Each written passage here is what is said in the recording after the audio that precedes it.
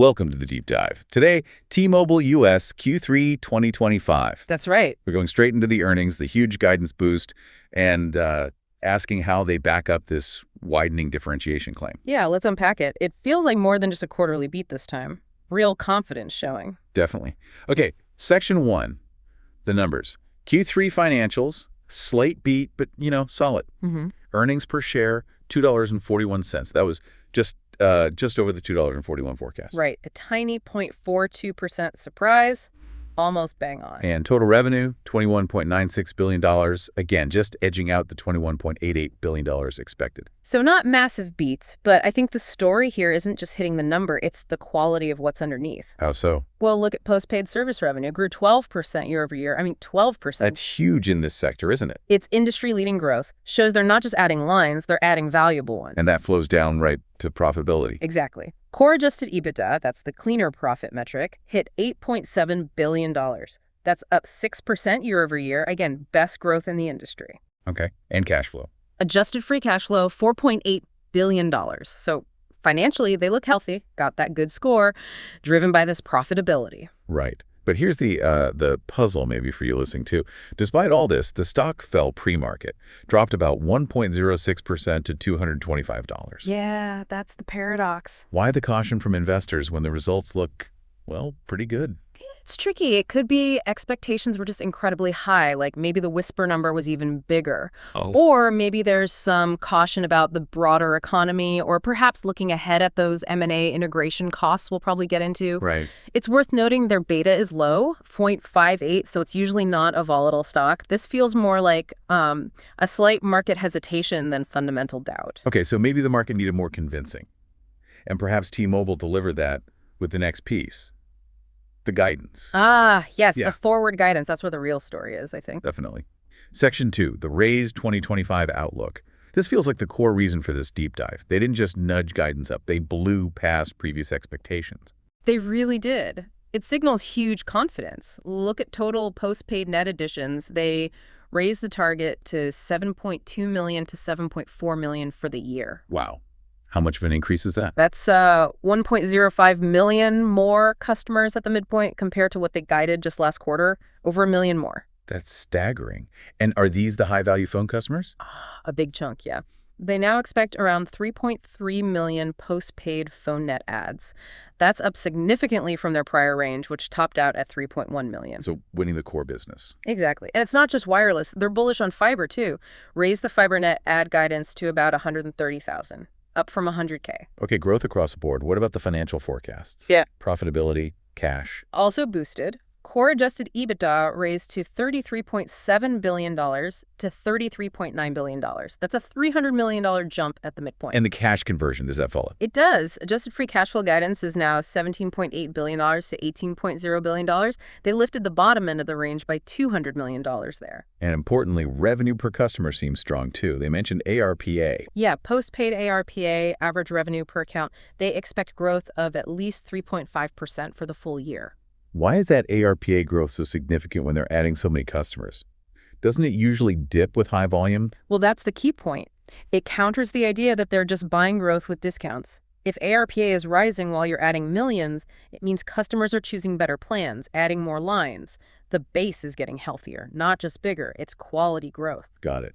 And one more thing on guidance. The incoming CEO, Srini Gopalan, basically pre-announced another guidance raise for 26 and 27 coming later. Yeah, he signaled on the call they expect to increase the 2026 and 2027 outlook when they report year-end results. That shows this isn't just a one-off bump. They see sustained strength, even factoring in M&A. Okay, so the numbers and the forecast look impressive. Let's get into Section 3. How are they doing this? The strategic drivers. Right, the why behind the what. The customer momentum in Q3 itself was record-breaking. They called it their best ever total postpaid net adds at 2.3 million.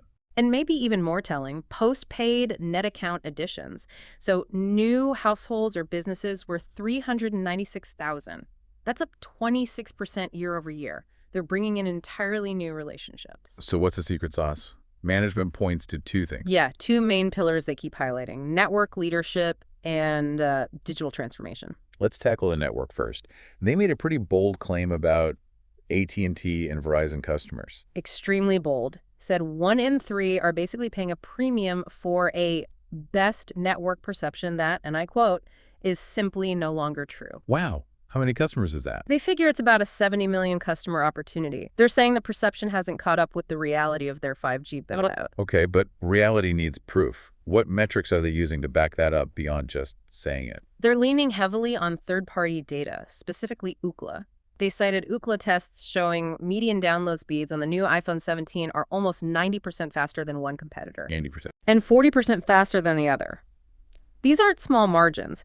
It's a significant, noticeable difference in user experience, they believe. But, the challenge has always been cracking that perception nut, right? Yeah. Getting those long-time, high-value customers to believe T-Mobile's network is truly better, even if the speed tests say so, is 90% faster enough. That is the core challenge, isn't it? Changing ingrained perceptions is slow work.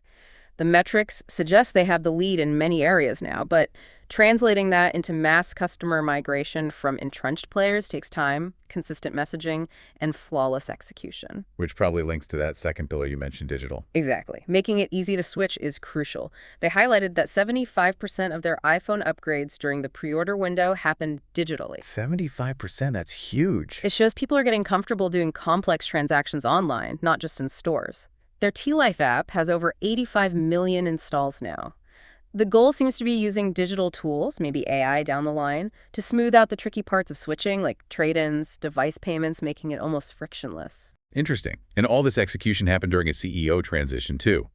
Mike Sievert's 50th earnings report, passing the torch after taking them from, as they put it, a distant number 4 to the leader. Yeah, quite a legacy.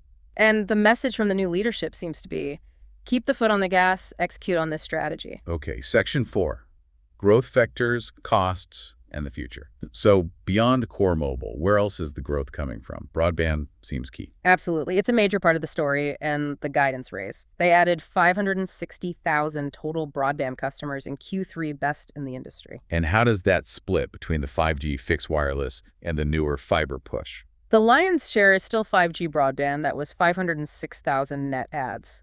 But fiber is growing, adding 54,000, mainly from the territories they acquired, like Metronet and Lumos assets. Are the economics good on broadband? Is it as profitable as mobile? Apparently, yes. They made a point of saying the 5G broadband ARPU average revenue per user and the customer lifetime values are very similar to their main postpaid phone business. So it's accretive growth. You mentioned fiber acquisitions. They also have a big goal, like 12 to 15 million homes passed with fiber.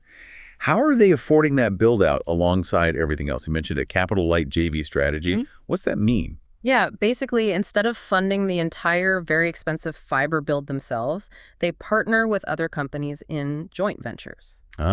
Sharing the cost. Exactly. Share the investment, share the risk, share the operational burden. It lets them expand their fiber footprint faster towards that 12, 15 million homes goal without putting all the capital expenditure directly on their own balance sheet. It helps protect their free cash flow targets. Smart.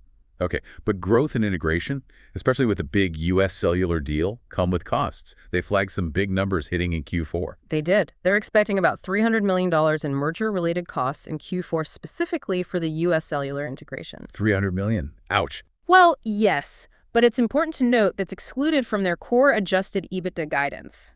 They see it as an investment to unlock synergies faster. They're targeting $1.2 billion in total synergies within 2 years from that deal. So spend money now to save much more later. That's the plan. And on top of that, they also expect about $160 million in Q4 cost for network optimization, mostly decommissioning redundant cell sites from Sprint and now UScellular. Again, it's about efficiency and strengthening that network lead long-term. Makes sense. These costs show they're moving fast. Finally, what about future big spends like spectrum?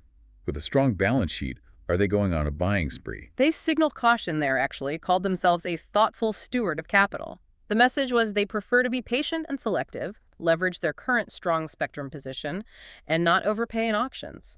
They think they can wait for the right opportunities rather than chase expensive spectrum. All right, let's wrap this up. Outro time.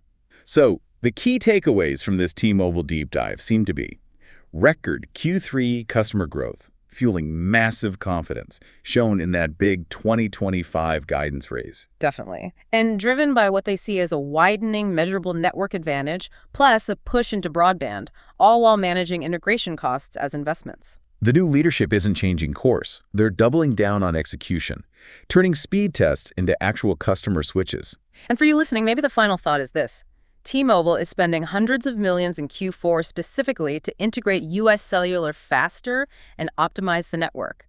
They clearly believe their network lead is real and growing. So the provocative question, how quickly will that sustained investment, combined with that 90% speed advantage they claim, finally break through the perception barrier for those remaining 70 million high-value customers still on AT&T and Verizon?